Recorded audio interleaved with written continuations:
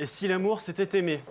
Alors dans la facilité, j'aurais pu commencer en chantant des chansons de Pascal Obispo, en faisant un de ses plus beaux medleys de chansons d'amour, mais il existe encore les chansons des enfoirés pour ça. Enfin, vous pouvez toujours acheter le disque. Ce sera à nous dès demain, ce sera à nous le chemin, pour que l'amour qu'on aura à partager nous donne l'envie. Voilà, c'était le retour de Malaise TV. Et oui, facile, vous m'auriez dit, mais ce n'est pas ce que je vais faire. Ce que je vais faire ce soir, c'est vous livrer une part de moi. Je vais vous parler de moi parce que c'est ce que je sais faire de mieux.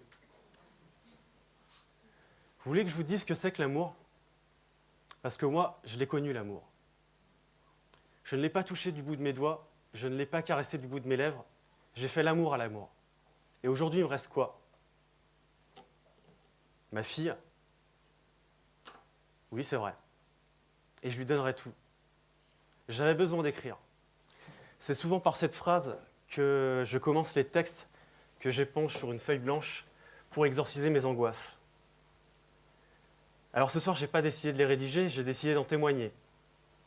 Et je peux vous dire que c'est un véritable exercice de style, que c'est une véritable mise à nu. Et que quand j'ai tiré au sort ce sujet, j'ai failli renoncer. J'espère que vous vous souviendrez de moi comme vous vous souvenez de votre premier amour de jeunesse. Parce que les années passent et les regrets restent. Et si l'amour c'était aimer? Je crois bien que non. L'amour c'est de la souffrance.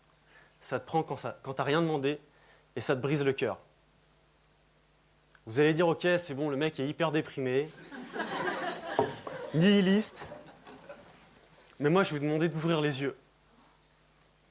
Parce que même dans le langage courant, en fait, on peut le comprendre. Ne dit-on pas d'ailleurs tomber amoureux, avoir le coup de foudre, brûler d'amour?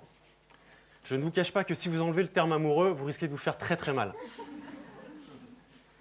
Et l'amour, quand il est charnel, c'est quoi? Donnez-moi le premier titre d'un roman d'amour. Allez, Roméo et Juliette. Super la fin. Tristan et Iseult.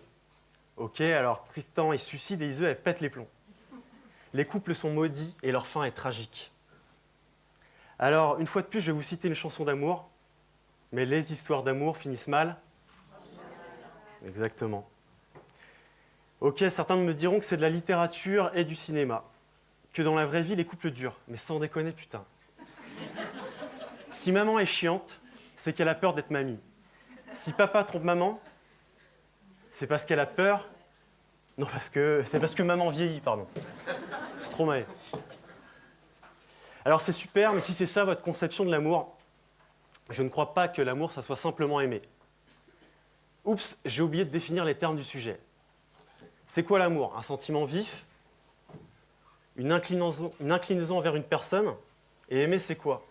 Alors bon, je dois faire une antithèse, une synthèse, dire que l'amour c'est ça, aimer c'est ça, et en fait c'est la même chose mais presque pas. En fait, bref, on s'en fout quoi. On s'en fout sincèrement. Le plus important c'est de savoir si vous êtes heureux. J'ai aimé comme jamais, et je n'aimerai jamais plus comme je t'ai aimé. Alors j'ai trouvé 10 clichés sur l'amour, transposés dans la vraie vie, pour vous dire à quel point vous ne devriez pas croire que l'amour c'est aimer. C'est quand on s'y attend le moins que ça nous tombe dessus.